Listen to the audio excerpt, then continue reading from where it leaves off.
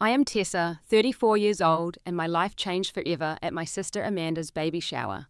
What should have been a joyous family celebration turned into a nightmare when my mother-in-law crossed a line that could never be uncrossed.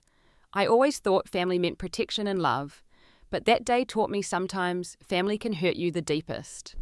Before I tell you how my world turned upside down at what should have been a joyful celebration, let me know where you're watching from and hit that like and subscribe button if you've ever had to stand up for your child. Growing up in a middle-class neighborhood in Massachusetts, I never imagined the family drama that would eventually consume my life. My parents raised me with simple values: work hard, be kind, and always protect your family. These principles guided me through college and into my career as an elementary school teacher, where I found my passion for helping children learn and grow. 8 years ago, I met James at a mutual friend's barbecue. He was charming, intelligent, and had the kindest eyes I'd ever seen. After a whirlwind romance, we married in a small ceremony on the coast, surrounded by our closest friends and family. That was the day I first met his mother, Margaret. Initially, Margaret seemed welcoming enough. She was impeccably dressed in a tailored blue suit, her silver hair perfectly styled, and wore a smile that didn't quite reach her eyes when she hugged me. "Welcome to the family, dear," she had said, her grip on my shoulders a bit too tight. "I hope you'll make my James happy." James was her only child. His father had died when he was just 7, leaving Margaret to raise him alone with her family money. Perhaps that explained her possessiveness, the way she always referred to him as my James, even after we were married. I tried to understand to make allowances for her attachment to her son. 2 years into our marriage, we welcomed our daughter Lily. From the moment she was born, with her big, curious eyes and tiny, grasping fingers, she became my whole world. Lily grew into a creative, sensitive child who loved drawing, making up stories, and caring for the stray cats in our neighborhood. But she also struggled with anxiety, often worrying about small things and seeking reassurance that she was doing things right. As Lily grew, Margaret's true colors began to show more clearly. What started as helpful suggestions about my parenting turned into outright criticism. "Lily wouldn't be so anxious if you didn't coddle her so much," she would say within earshot of my daughter. Or, "In my day, children knew how to behave in public," when Lily was simply being a normal, energetic child. James rarely stood up to his mother. "That's just how she is," he would say, shrugging off her comments. "She means well." But I saw how Lily would shrink a little every time Margaret made one of her cutting remarks, how my daughter would try harder and harder to win the approval of a grandmother who seemed determined to find fault. There were incidents over the years that should have been red flags. The Christmas when Margaret gave expensive gifts to our nieces and nephews, but only a generic colouring book to Lily. The time she accidentally excluded Lily from family photos. The dinner where she compared Lily unfavourably to her cousin Zoe, who was 2 years older and taking ballet lessons. "Some children just have natural grace," Margaret had said, eyeing Lily. "Others, well, they have other qualities." Through it all, I tried to maintain peace for James's sake. He was caught in an impossible position, torn between his mother and his wife and daughter. I watched him struggle with the conflict, saw how it wore him down, and I didn't want to make it worse. So I smiled through gritted teeth, redirected conversations when they became too pointed, and did my best to shield Lily from the worst of her grandmother's barbs. My sister Amanda was never much help in these situations. 2 years younger than me, with a successful career in marketing, Amanda had always been more focused on her professional life than family dynamics. When I tried to talk to her about Margaret's behaviour, she would dismiss my concerns. "You're being too sensitive," she would say. "Not everyone has to love their in-laws." When Amanda announced she was pregnant with her first child, I was genuinely thrilled for her. Despite our differences, she was my only sister, and I wanted to support her through this new chapter in her life. So when she asked me to help plan her baby shower, I agreed immediately, even though I knew Margaret would insist on being involved. The planning meetings quickly became a battleground. Margaret pushed for an extravagant affair at the Westfield Country Club with imported flowers and custom party favours. "Nothing but the best for my grandson's cousin," she declared, having somehow decided the baby would be a boy despite Amanda not knowing the gender. I suggested something more intimate and meaningful, perhaps in Amanda's backyard, with close friends and family. This was met with a dismissive wave of Margaret's hand. "How provincial," she said. "This isn't a child's birthday party, Tessa." In the end, Margaret won out, partly because she offered to pay for most of it, and partly because Amanda was swayed by the promise of luxury. The shower was scheduled for a Saturday in May at the country club with a guest list of 50 people, many of whom Amanda barely knew but were Margaret's friends and social connections. The day before the shower, James had to leave for an unexpected business trip. "I'm sorry to miss it," he said as he packed his suitcase. "But you'll be fine. Mum will behave, I promise." I nodded, not believing him for a second, but not wanting to start an argument before he left. That night, as I helped Lily pick out her outfit for the shower, she asked me a question that broke my heart. "Mum, why doesn't Grandma Margaret like me?" I sat beside her on the bed, pulling her close. "Sweetie, it's not that she doesn't like you. She just has a different way of showing love. Some people find it hard to express their feelings." Lily looked up at me with those wise eyes that sometimes seemed older than her years. "I don't think that's it," she said softly. "I think she wishes I was different." I had no good answer for that because deep down I feared she was right. The morning of the baby shower dawned bright and clear, a perfect May day with blue skies and a gentle breeze that carried the scent of lilacs through our open windows. I woke up early, anxiety already gnawing at my stomach as I thought about the day ahead. Beside me, the empty space where James would normally sleep seemed to emphasize that I'd be facing Margaret alone today. From down the hall, I heard Lily humming to herself as she got ready. Despite my concerns about Margaret, my daughter was excited about the shower. Amanda was her only aunt, and the prospect of a new baby cousin had captured her imagination. For weeks, she'd been drawing pictures of what the baby might look like and making lists of potential names. When she came into the kitchen for breakfast, Lily was wearing the new dress we'd bought especially for the occasion, a pale yellow sundress with a pattern of tiny white daisies. She'd even attempted to style her own hair, pulling it into slightly lopsided pigtails that made my heart ache with love. "You look beautiful, sweetheart," I said, straightening her pigtails. "Aunt Amanda is going to be so happy you're there today." Lily beamed, twirling to make her skirt float around her knees.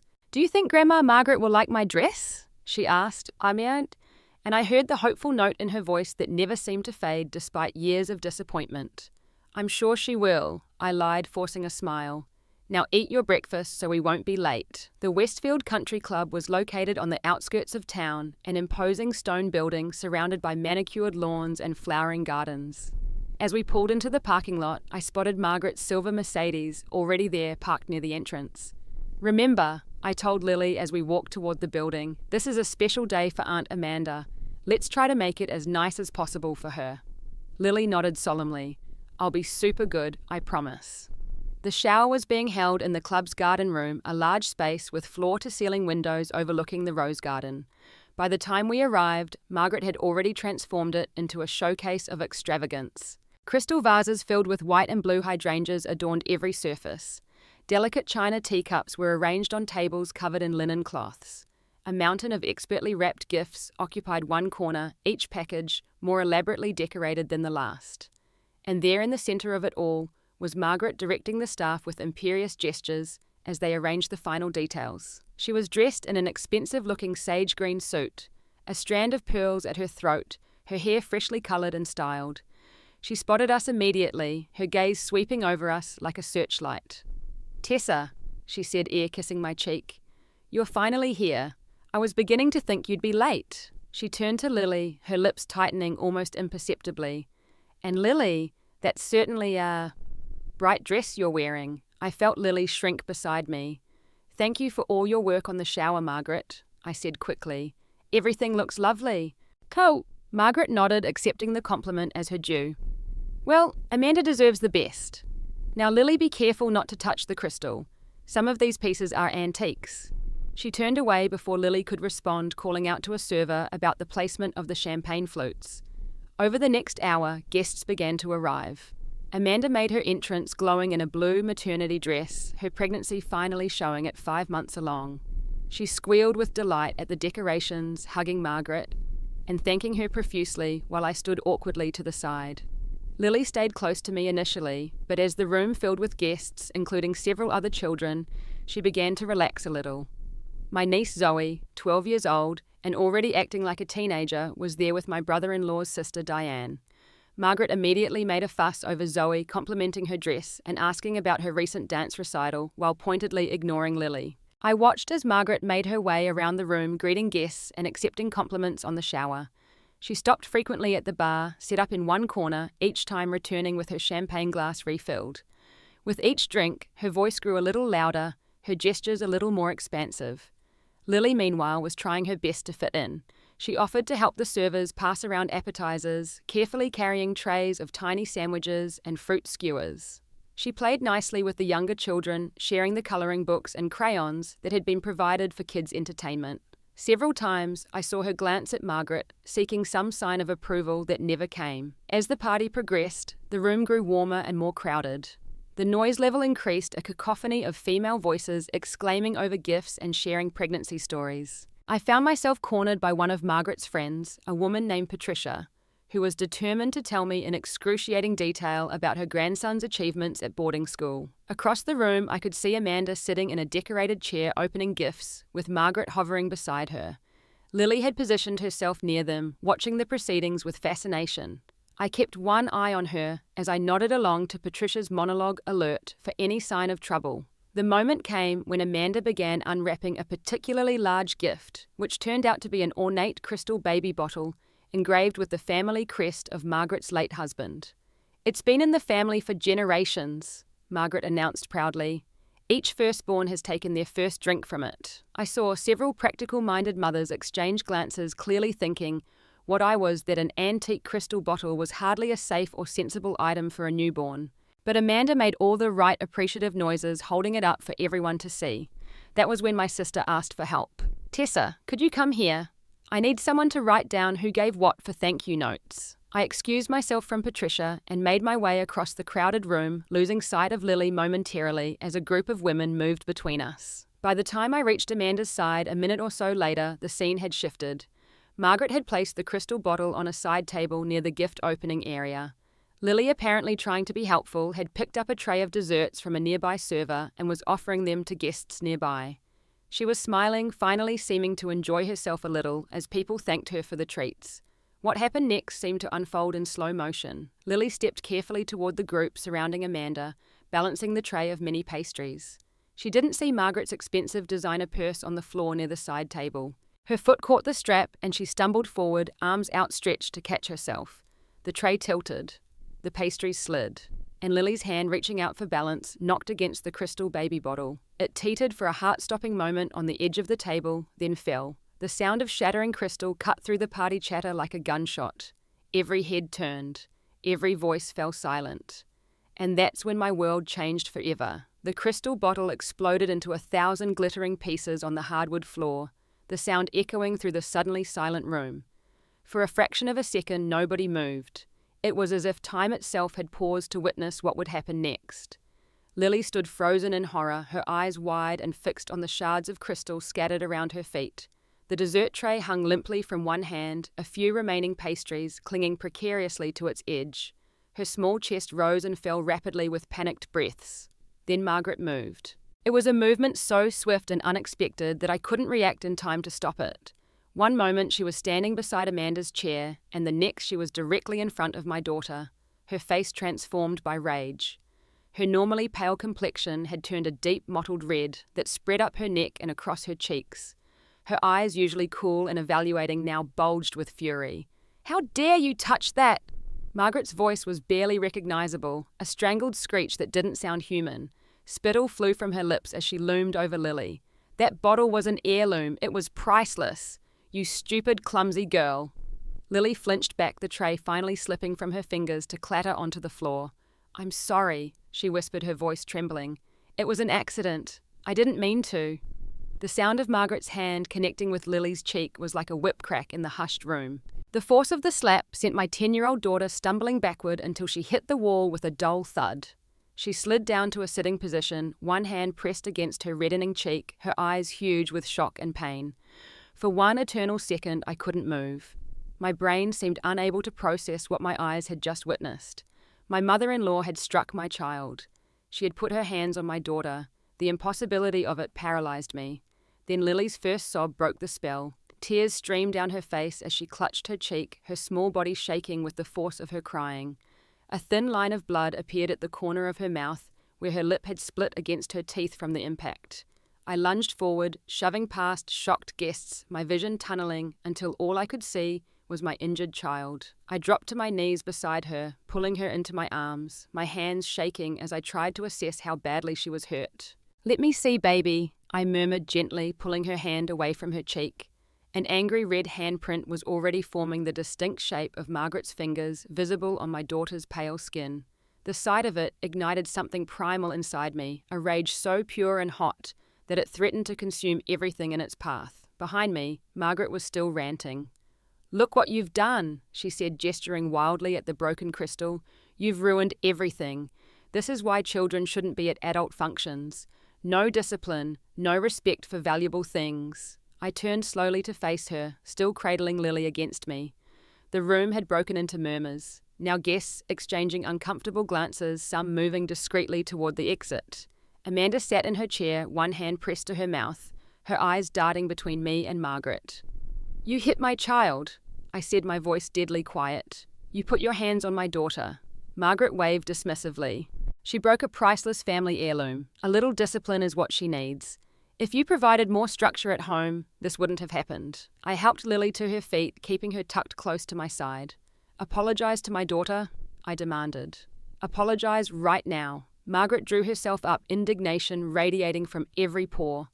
"I will do no such thing. If anyone should apologize, it's her. That bottle survived 5 generations of my husband's family, and now it's destroyed because your daughter can't watch where she's going." The room seemed to recede as I stared at this woman, this person who had always claimed to value family above all else, yet could strike a child over an object. In that moment, I saw with perfect clarity what I should have recognized years ago. Margaret was not just difficult or opinionated. She was toxic, dangerous.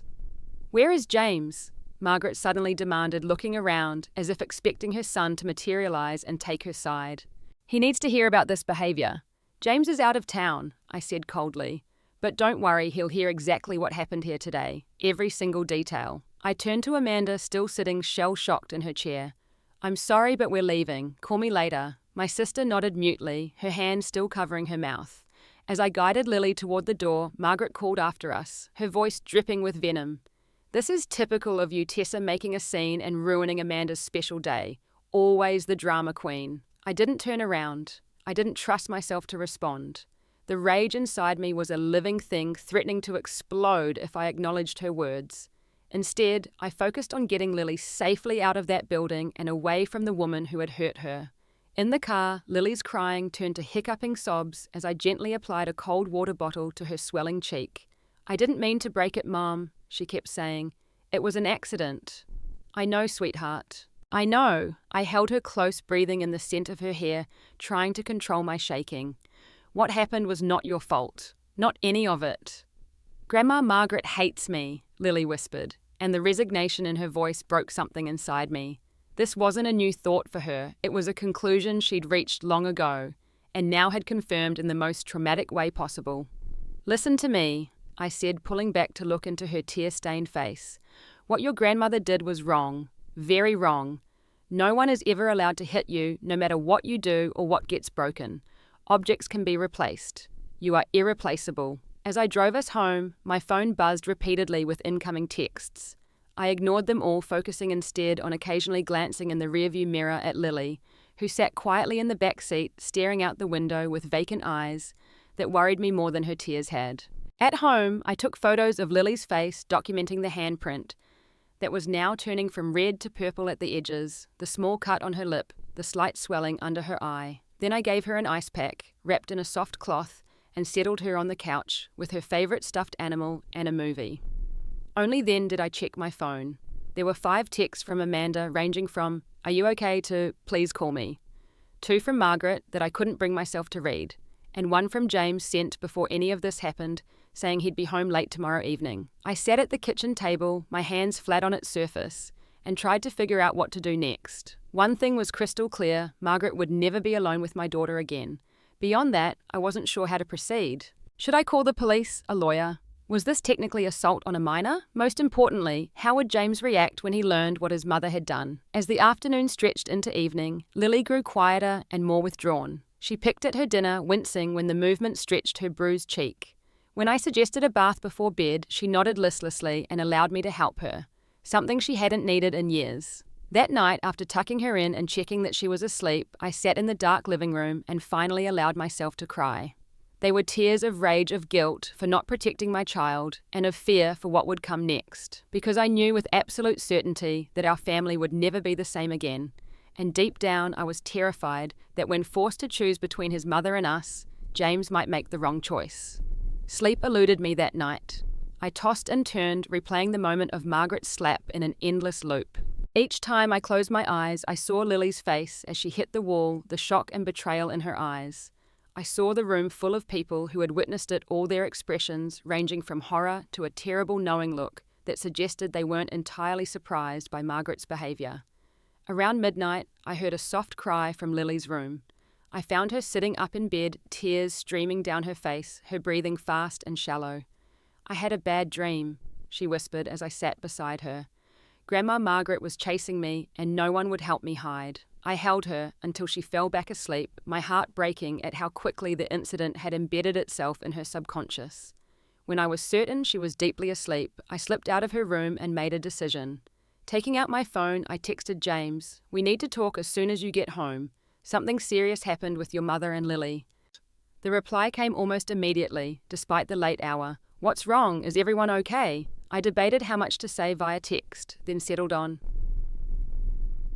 "Lily is physically safe but upset. Your mother slapped her at the baby shower. Hard.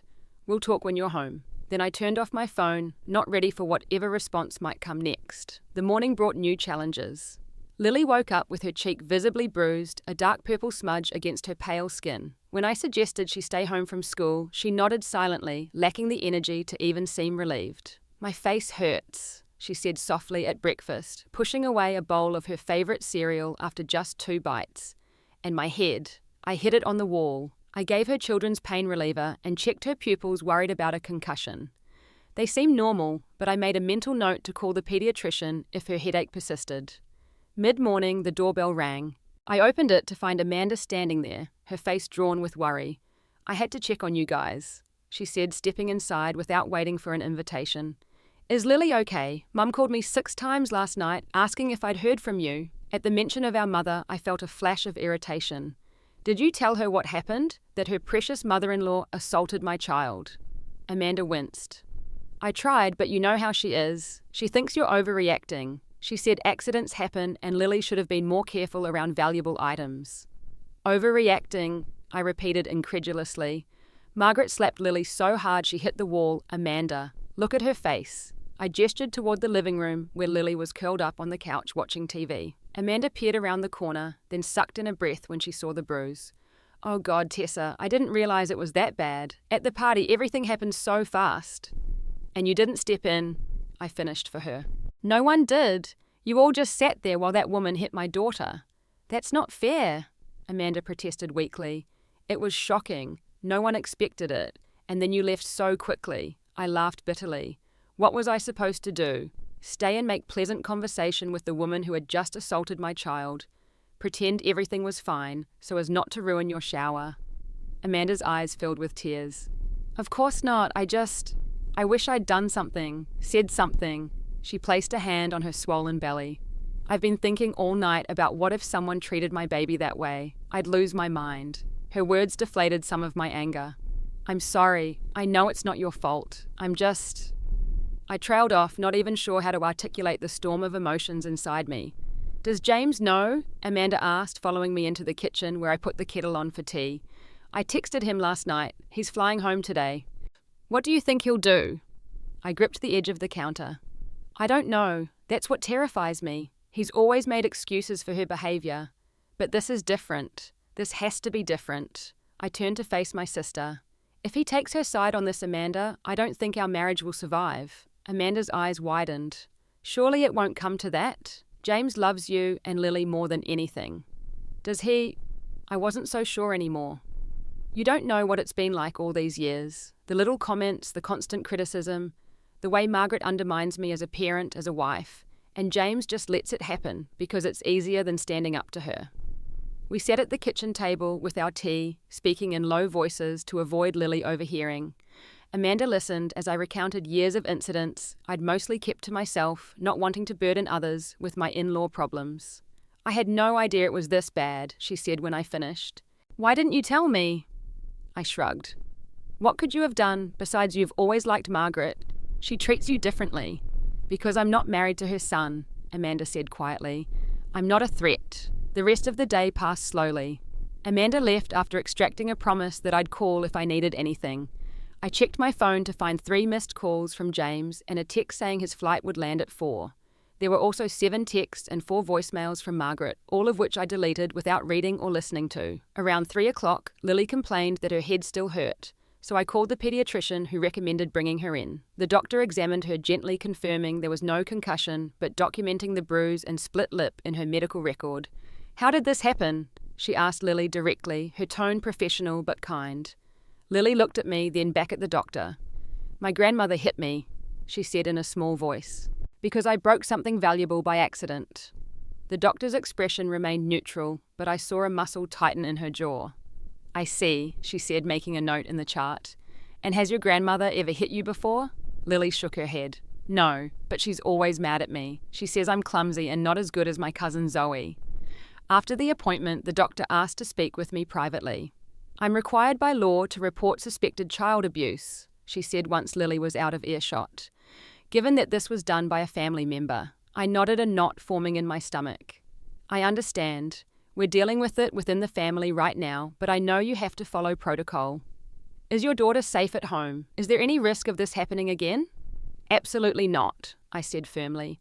"My husband and I will ensure she never has unsupervised contact with his mother again." By the time we arrived home, it was nearly 5:30. James's car was in the driveway. Lily, who normally would have run inside, excited to see her father after his business trip, now hesitated at the car door. "Is Grandma Margaret in there?" she asked, her voice barely audible.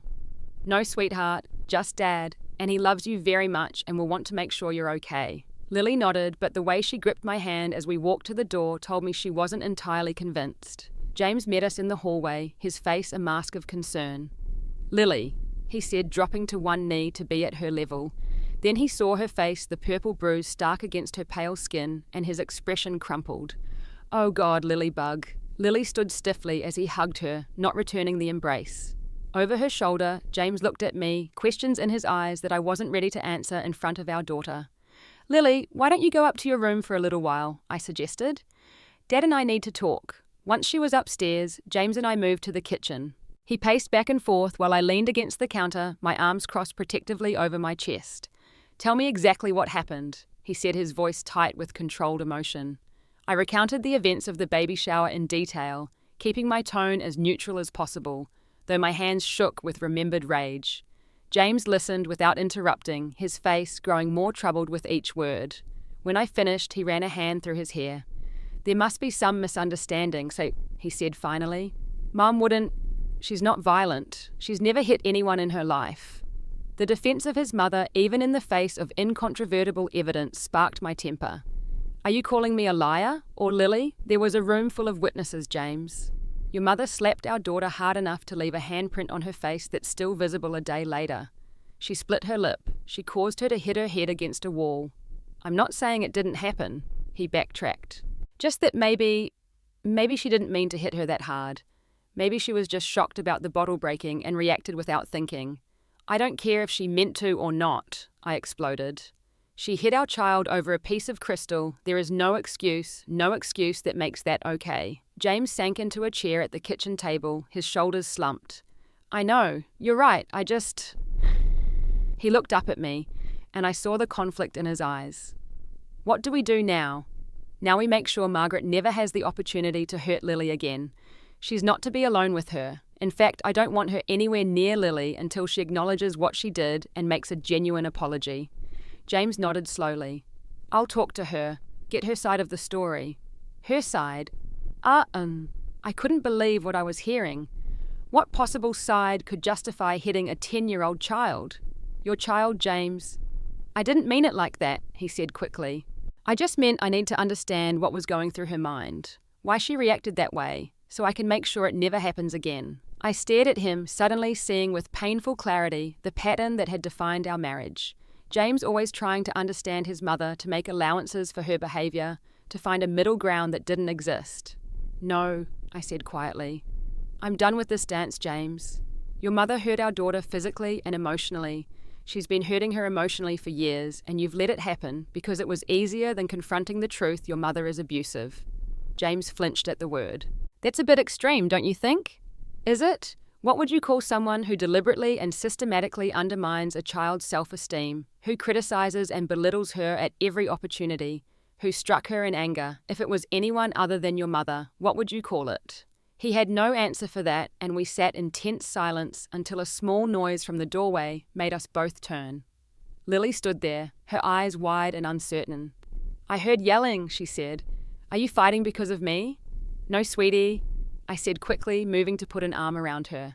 We're just trying to figure things out. James looked at his daughter's bruised face, then back at me. Something in his expression shifted a resolve I hadn't seen before, hardening his features. We're going to make this right, Lilybug, he said. I promise. But as I met his gaze over our daughter's head, I wondered if that was a promise he could keep.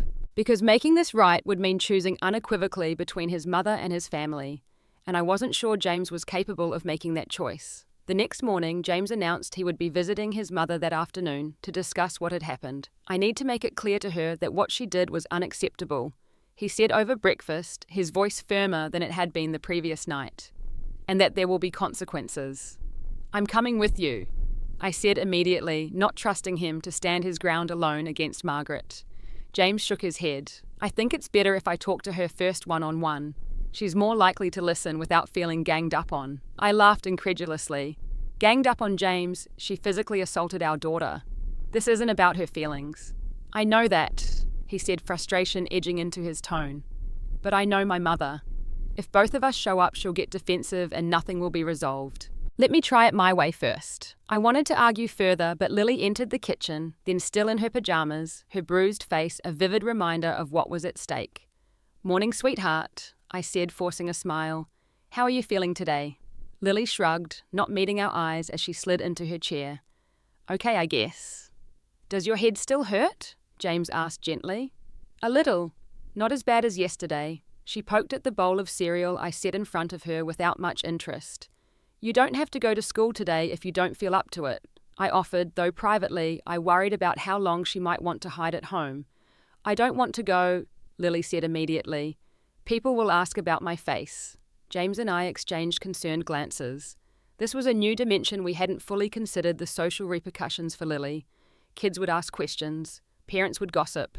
How much should we share, and with whom we'll figure it out, James said, reaching across the table to squeeze her hand. Maybe you can go back Monday when the bruise has faded a bit. And you can tell people you had an accident if you don't want to talk about what really happened. I bit my tongue, not wanting to contradict him in front of Lily, but not sure I agreed with the message that she should hide what her grandmother had done. Shouldn't Margaret face social consequences for her actions? After breakfast, James retreated to his home office to make work calls, while Lily and I settled in the living room with a board game. She was quieter than usual, her movements mechanical as she moved her piece around the board, her mind clearly elsewhere. Penny for your thoughts, I asked gently after she'd been staring at the same space on the board for nearly a minute. Lily looked up, her eyes troubled. Will I have to see Grandma Margaret again? The question hit me like a physical blow.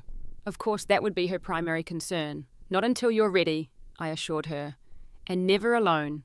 Dad or I will always be with you. What if I'm never ready? I hesitated, not wanting to make promises I couldn't keep, but also needing to reassure her. Then we'll deal with that. Your safety and feelings come first. Lily nodded, seemingly satisfied for the moment, and we returned to our game. But the question lingered in my mind. What if she was never ready? What would that mean for our family dynamic? Around 1 o'clock, James emerged from his office, dressed in a button-down shirt and slacks, clearly preparing to visit his mother. I'll be back in a couple of hours, he told me, gathering his keys and wallet from the entry table. What exactly are you planning to say to her? I asked, following him to the door. James sighed. That what she did was completely unacceptable. That she needs to understand how seriously she's damaged her relationship with Lily and with us. That there will need to be major changes if she wants to remain part of our lives. And an apology, I added. A real one, not one of those, I'm sorry you were upset, non-apologies. Yes, of course, he nodded, though knowing Mum that might be the hardest part. After he left, the house felt eerily quiet. Lily had retreated to her room to read, and I found myself pacing restlessly, unable to settle to any task. I kept checking my phone, though I knew James wouldn't be calling or texting during his confrontation with Margaret. My mind ran through endless scenarios of how their conversation might go. Would Margaret double down on her actions, insisting Lily had deserved the slap? Would she try to manipulate James with tears and claims that I was turning him against her, or would she miraculously recognize the gravity of what she'd done and show genuine remorse? Based on 8 years of knowing the woman, I wasn't optimistic about the latter. Nearly 3 hours later, I heard James's car in the driveway. From the window, I could see him sitting behind the wheel for several long moments before finally getting out his movements heavy with weariness. My stomach clenched with apprehension. When he walked through the door, his face told me everything I needed to know before he spoke a word. The meeting had not gone well. "How bad?" I asked quietly. James dropped onto the couch, loosening his collar button as if it were choking him. "Worse than I expected." She refused to acknowledge she did anything wrong. Yeah. I sat beside him, anger and disappointment warring inside me, even though this was exactly the outcome I had anticipated. "Tell me what happened. All of it." James ran a hand over his face. She was waiting for me with tea and cookies like this was just a normal visit. When I brought up what happened at the shower, she immediately started talking about how valuable that bottle was, how it had been in her husband's family for generations. "The bottle," I repeated flatly. "Not Lily." "Right." When I tried to redirect her point out that nothing material is worth hurting a child over, she got defensive. Said Lily had been careless, that children today have no respect for precious things because parents don't teach them properly. He glanced at me apologetically. "That was directed at you, obviously." "Obviously." I echoed, my hands curling into fists in my lap. I told her that regardless of how she felt about the bottle breaking, physically striking Lily was completely unacceptable. That's when she... He trailed off, looking pained. What did she say?" "She said she barely touched her, that Lily was being dramatic, falling against the wall like that for attention. She claimed it was just a light tap to get her attention, and that the fact that Lily reacted so strongly just proves she's too coddled." I shot to my feet, rage boiling through me. "She's calling our daughter a liar. The bruise on her face is still visible, for God's sake." "I pointed that out," James said wearily. Showed her the photos I took on my phone. She said it must have happened when Lily threw herself against the wall, that she's making it look worse than it is because she knows it will get her sympathy. I paced the living room, trying to process the sheer malicious denial in Margaret's response. She's gaslighting, trying to rewrite reality to make herself the victim instead of the perpetrator. "It gets worse," James said, his voice dropping lower. When I told her she'd need to sincerely apologize to Lily before having any contact with her again, she laughed. Actually laughed. Said I was being ridiculous, and that if anyone deserved an apology, it was her for having a family heirloom destroyed and then being vilified for a normal disciplinary action. "Normal," I sputtered. "There is nothing normal about hitting someone else's child." "I know," James said, holding up his hands placatingly. "That's what I told her. I said it wasn't her place to discipline Lily in any way, let alone physically. That as Lily's parents, you and I are the only ones who decide on appropriate consequences, and that we would never hit her." I stopped pacing to look at him directly. "And what did she say to that?" James's expression darkened. "She said that's why Lily is turning out the way she is. That she's spoiled and undisciplined, and that someday we'll regret not being firmer with her." He swallowed hard. That's when I realized there was no getting through to her. She genuinely believes she did nothing wrong. In her mind, she's the reasonable one, and we're overreacting. I sat back down, suddenly exhausted. "So what did you do?" I told her that until she acknowledges what she did was wrong and makes a genuine apology to Lily, she won't be seeing any of us. That her behavior has consequences, even if she doesn't think so. Despite the awfulness of the situation, I felt a spark of pride in James for taking such a firm stance. "How did she react to that?" "Not well." He grimaced. "There were tears, accusations that I'm choosing that woman over my own mother, claims that I'm being manipulated. She brought up everything she's ever done for me, how she raised me alone after Dad died, how she paid for my education. The classic guilt trip," I murmured. "Exactly." When none of that worked, she switched tactics. Started saying she's getting older, might not have many years left, and do I really want to deprive her of time with her only grandchild over one little misunderstanding? The manipulation was so transparent, it would have been laughable if it weren't so damaging. "What did you say?" "That it wasn't a misunderstanding at all. that she had physically harmed my daughter and was now lying about it instead of taking responsibility, that if she wants to be part of our lives, she needs to acknowledge what she did and commit to changing her behaviour. James took a deep breath. And then I left. I reached for his hand, squeezing it gently. I'm proud of you. I know how hard that must have been. James looked at me with pain-filled eyes. The worst part is, I don't think she'll ever admit she was wrong. She's incapable of it, which means... He trailed off, the implications hanging heavily between us. Which means we may have to permanently limit her role in our lives. I finished for him. Or even cut her off completely. He nodded glumly. And that affects more than just us. The extended family holidays, family gatherings. It's going to create a rift that might never heal. That's not on us, I reminded him firmly. Margaret created this situation. She's the only one who can fix it. I know, he sighed. I just wish... Whatever he wished remained unsaid as Lily appeared in the doorway, looking uncertainly between us. Is everything okay? She asked. Did Dad talk to Grandma Margaret? James beckoned her over, making room for her on the couch between us. Yes, I did. I told her that what she did was very wrong and that she needs to apologize to you. Lily chewed her lower lip anxiously. What did she say? James and I exchanged a look over her head. How much should we share with her? She needs some time to think about things, James said, finally choosing a diplomatic answer. But until she's ready to apologize properly, you won't have to see her. Lily seemed to process this, her expression unreadable. Is she sorry for hitting me? The direct question caught James off guard. He opened his mouth, closed it, then looked at me helplessly. I believed in being honest with Lily, within age-appropriate boundaries. Right now, Grandma Margaret doesn't think she did anything wrong, I said gently. But that doesn't mean she's right. What she did was absolutely wrong, and nothing you did deserved that reaction. Lily nodded slowly, absorbing this. So she still hates me. No, sweetheart, James said quickly. She doesn't hate you. She just... He fumbled for words. She has trouble understanding how her actions affect others, and she has some very old-fashioned ideas about how children should behave. Ideas that are wrong, I added firmly, not wanting Lily to internalize any sense that Margaret's behavior had been justified. For the rest of the evening, we tried to maintain a sense of normalcy, ordering pizza for dinner and watching a movie together. But the conversation with Margaret hung over us like a dark cloud, the first rumbles of a storm that would soon engulf our extended family. As I tucked Lily into bed that night, she asked me a question that broke my heart, but all over again.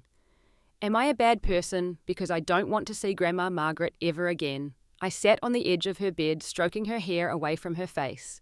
Absolutely not. Your feelings are completely valid. She hurt you, and it's natural to want to avoid people who hurt us. But she's family, Lily said, echoing the refrain I'd used too often over the years to excuse Margaret's behaviour. Being family doesn't give anyone the right to mistreat you, I told her firmly. Sometimes we need to create distance from family members who harm us, at least until they recognise their behaviour and commit to changing. What if she never does? I smiled sadly, recognising the echo of my earlier thoughts. Then we'll handle it together. The three of us, your dad, you and me. We're a team and we'll always put your well-being first. As I kissed her goodnight and turned out the light, I wondered if I was making promises I couldn't keep. Family dynamics were complicated, loyalties divided. James had stood up to his mother today, but would his resolve hold if Margaret continued to pressure him? If extended family members took her side and isolated us, I wasn't sure. But I was certain of one thing: I would protect my daughter at any cost, even if it meant permanently altering our family structure. Because no relationship, no matter how important, was worth sacrificing Lily's sense of safety and self-worth. The storm was gathering. All we could do now was prepare for the lightning. Over the next 3 days, Margaret's campaign to control the narrative began in earnest. It started with a flood of text messages to James, alternating between tearful pleas about how much she missed him and Lily, and angry accusations about my influence over him. When those went unanswered, she moved on to other family members. My phone rang early Sunday morning. It was Amanda, her voice tight with stress. "Have you talked to Margaret?" she asked without preamble. I stiffened at the mention of her name. "No, why would I? She's been calling everyone. Me, our cousins, even some of the guests from the shower. She's telling people that you and James are keeping Lily from her because of a minor disciplinary incident that everyone's blowing out of proportion." My grip tightened on the phone. She slapped Lily hard enough to leave a bruise that's still visible 4 days later. How is that minor? I know, Amanda said quickly. I'm not saying I believe her, but she's convincing when she wants to be. The way she tells it, Lily was being careless and disrespectful, broke a family heirloom, and Margaret just gave her a light tap that Lily dramatically overreacted to. And people are buying this. I couldn't keep the incredulity from my voice. Amanda sighed. Some are, especially those who didn't actually see what happened or who only saw the aftermath. You know how Margaret can be when she sets her mind to something. She's casting herself as the wounded grandmother cut off from her beloved grandchild over a misunderstanding. It wasn't a misunderstanding, I said through gritted teeth. It was assault. I know that, Tessa. I'm just warning you about what she's doing. She's building a coalition trying to pressure you and James into backing down. After I hung up with Amanda, I relayed the conversation to James, who had been in the shower while I took the call. His face darkened with each word. Classic mom, saying, he muttered. She can't admit she's wrong, so she's trying to force us to give in by turning everyone against us. Will it work? I asked bluntly. If enough family members take her side, will you cave? James looked hurt by the question. Of course not. I saw the bruise on Lily's face. I know what happened. But others didn't. And Margaret is apparently very persuasive. Let her talk, James said with uncharacteristic firmness. Anyone who believes her version of events over ours isn't someone whose opinion I value anyway. His resolve bolstered mine, but I still worried. This was only the beginning of what promised to be a long and painful family rift. Later that day, as if to prove my point, James's cousin Michael called. Michael had always been close to James. They had grown up almost like brothers after James's father died. But Michael had also been raised partly by Margaret after his own parents divorced, and he maintained a close relationship with her. I could hear only James's side of the conversation, but it was enough to understand that Michael was trying to play peacemaker. I appreciate what you're trying to do, James was saying, his voice tense. But this isn't something we can just smooth over. No, it's not about the bottle. She hit my daughter Michael, hard enough to bruise her face. No, Lily didn't throw herself against the wall for attention. She's 10 years old, not some manipulative teenager.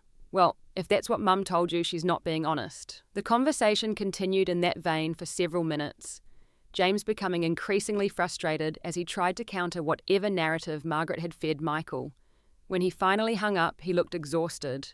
Michael thinks we're overreacting, he told me, slumping onto the couch. He says kids are resilient, and sometimes a stern hand is needed when they misbehave. That cutting Mum off is an extreme response that's going to hurt everyone in the family. Does he have children?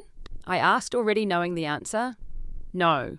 Then his opinion on how children should be disciplined is irrelevant. James nodded, but I could see the toll these conversations were taking on him.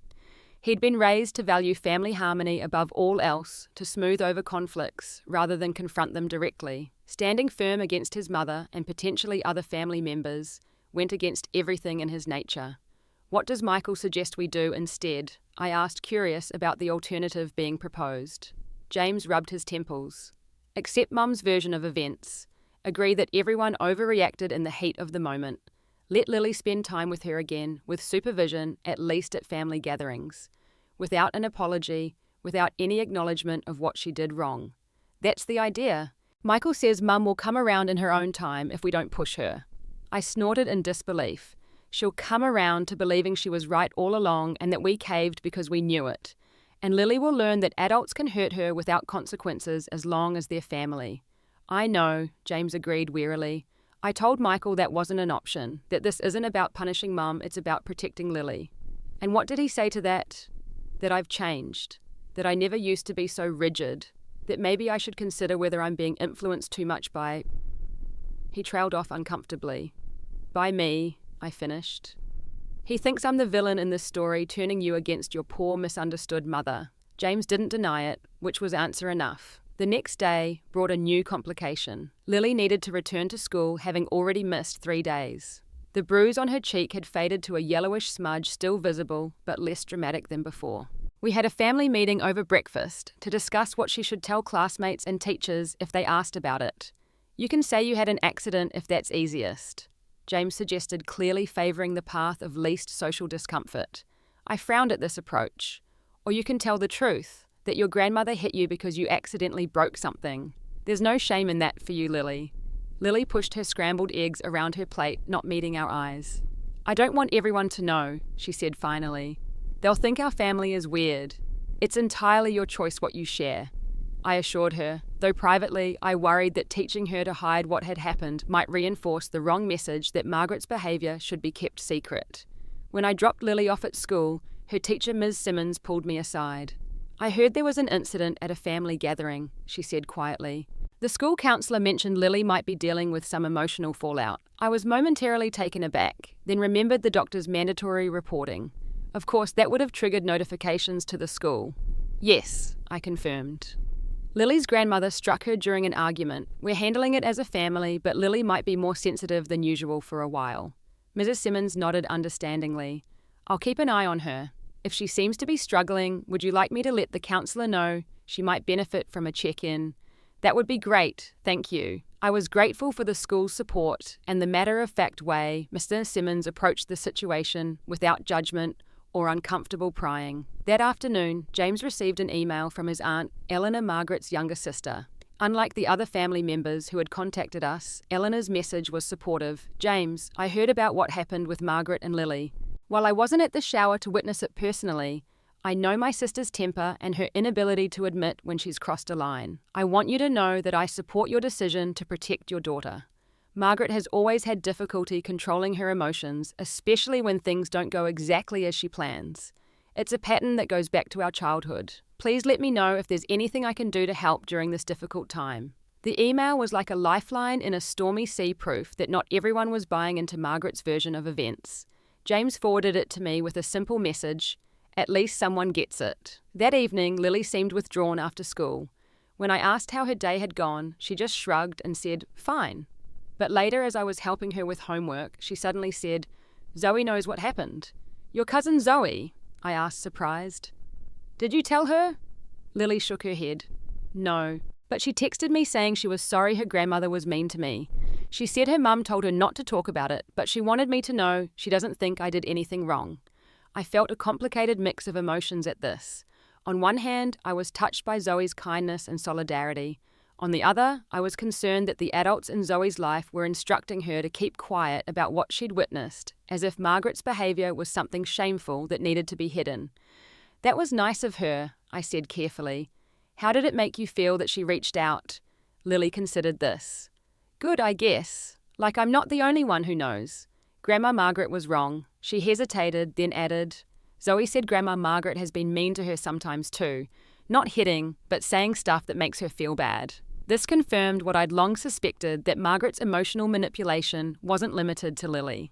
It made me even more determined to hold firm on our boundaries, not just for Lily's sake, but for any other children who might be subjected to Margaret's toxic behaviour. As the week progressed, the battle lines within the family became more clearly drawn. A few relatives like Eleanor expressed support for our position. Others sided firmly with Margaret, some going so far as to call or text James directly to tell him he was being unreasonable and disrespectful to his mother.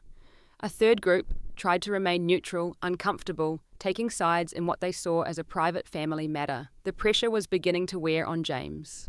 I could see it in the slump of his shoulders when another relative called to discuss the situation, in the dark circles under his eyes from restless nights and his distraction during dinner conversations.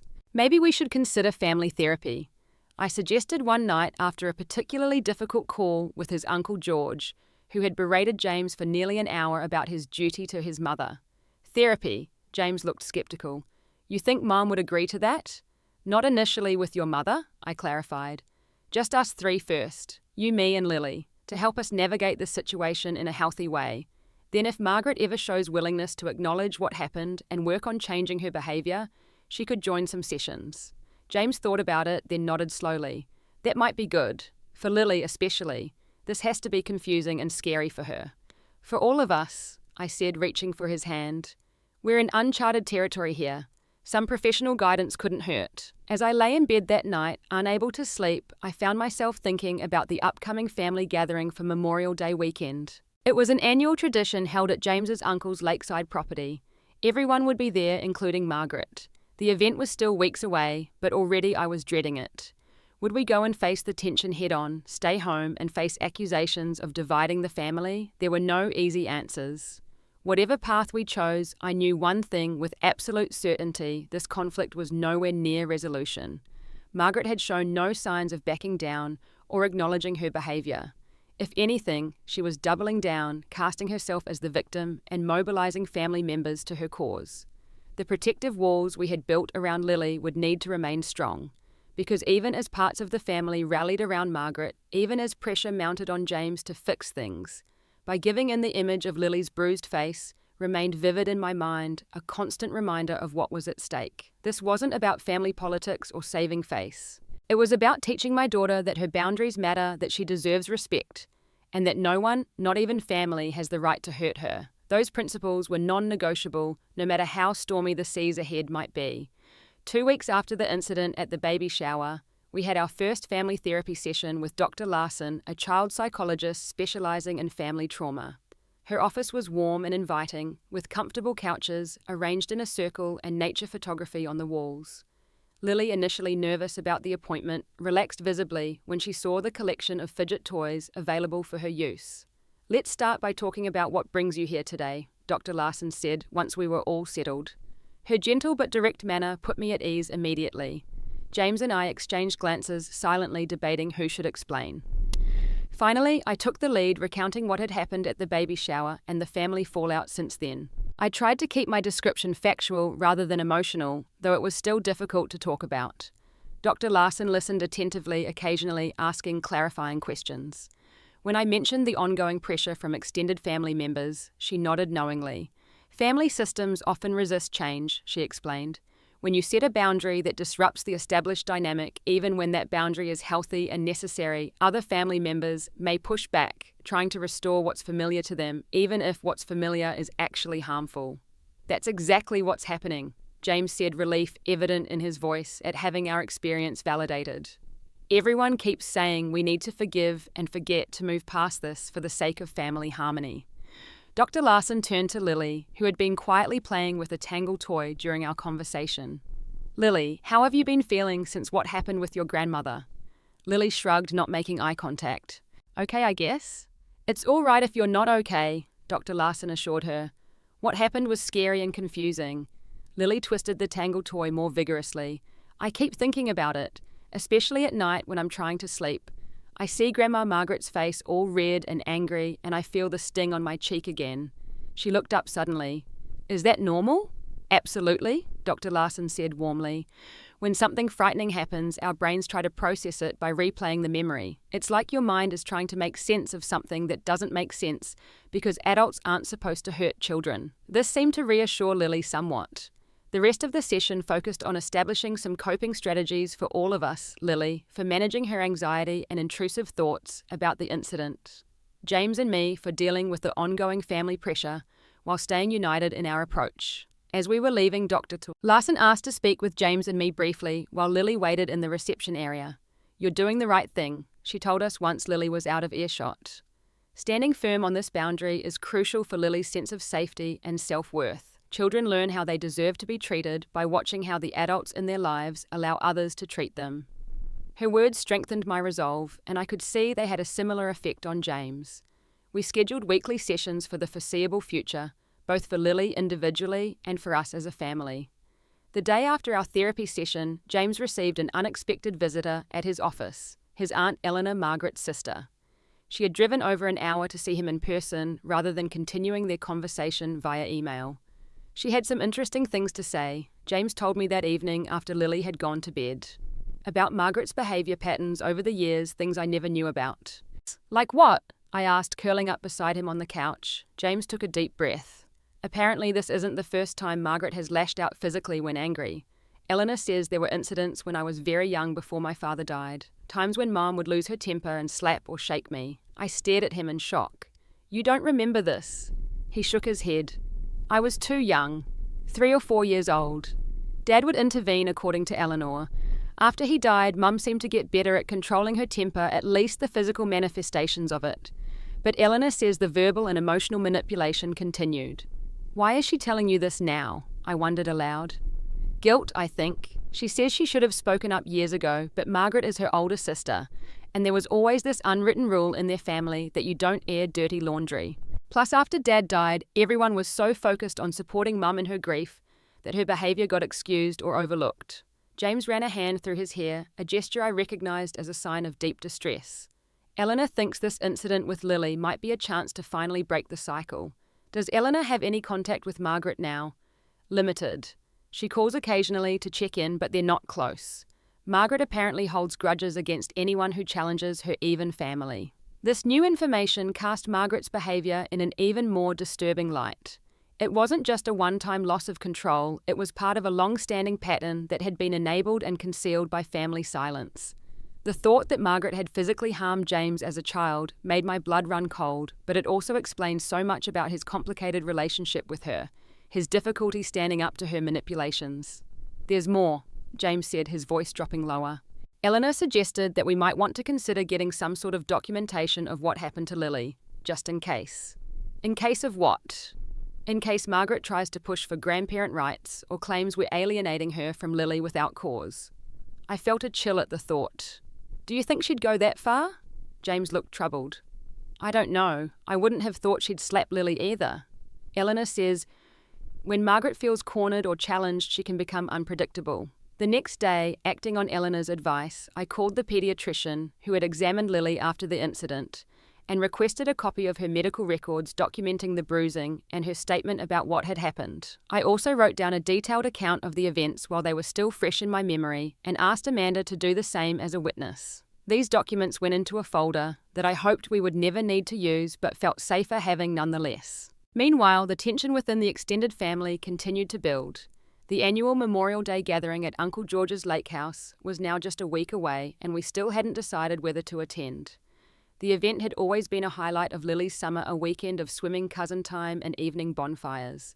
But this year, everything was different. "I don't think we should go," I said, as James and I discussed it over dinner prep. "Margaret will be there. It will be uncomfortable for everyone, especially Lily." James chopped vegetables with more force than necessary. "If we don't go, it looks like we're the ones dividing the family, like we're being petty and holding a grudge. Is that really what matters here?" "How it looks." "Of course not," he said quickly. "But this is about more than just one weekend. It's about our place in the family long term. If we start skipping traditional gatherings, we're the ones who will become isolated, not Mom." I had to admit he had a point. Withdrawing completely from family events would only strengthen Margaret's narrative that we were being unreasonable and punitive. "What if we go, but only for Saturday, not the whole weekend?" I suggested as a compromise. That way Lily still gets to see her cousins and participate in the tradition, but we limit the time we have to navigate interactions with Margaret. James nodded thoughtfully. "That might work, and we can make it clear to Uncle George beforehand that we expect Margaret to respect our boundaries while we're there. No attempts to get Lily alone, no bringing up what happened unless it's to apologise." We brought the idea to Lily that evening, making it clear that the choice was ultimately hers. "We can go for just part of the lake house weekend if you want to," I explained. "Grandma Margaret will be there, but Dad or I will be with you the whole time." Lily thought about it, her brow furrowed in concentration. "Will Cousin Zoe be there?" she asked finally. "Yes, and all your other cousins too," James confirmed. "I think I want to go then," Lily decided. "But only if you promise Grandma Margaret won't try to make me hug her or talk to her alone." "We promise," I assured her, though privately I wondered how we would enforce this if Margaret decided to push boundaries. The day before the lake house gathering, I received an unexpected call from Amanda. "I need to warn you about something," she said without preamble. "Margaret has been telling people she's going to use the weekend to clear the air with you and James. I think she's planning some kind of confrontation." My stomach tightened. "Thanks for the heads up. Did she say anything specific about what she has planned?" "Not to me directly. I overheard her talking to Uncle George's wife on the phone. Something about how this has gone on long enough and she's not going to be treated like a pariah in her own family." "Yeah." She seemed to think that face-to-face with everyone around you and James wouldn't be able to maintain your position. After thanking Amanda for the warning, I relayed the information to James. He looked grim but determined. "If she wants a confrontation, she'll get one," he said. "But not on her terms and not in front of Lily." We arrived at the lake house late Saturday morning, having decided that a day trip would be the safest approach. As we pulled into the long gravel driveway lined with pine trees, I could see several cars already parked in front of the sprawling log cabin that served as the main house. My heart rate quickened when I spotted Margaret's silver Mercedes among them. "Remember," James said quietly as we parked, "we stick together. If Mum approaches us, we're..."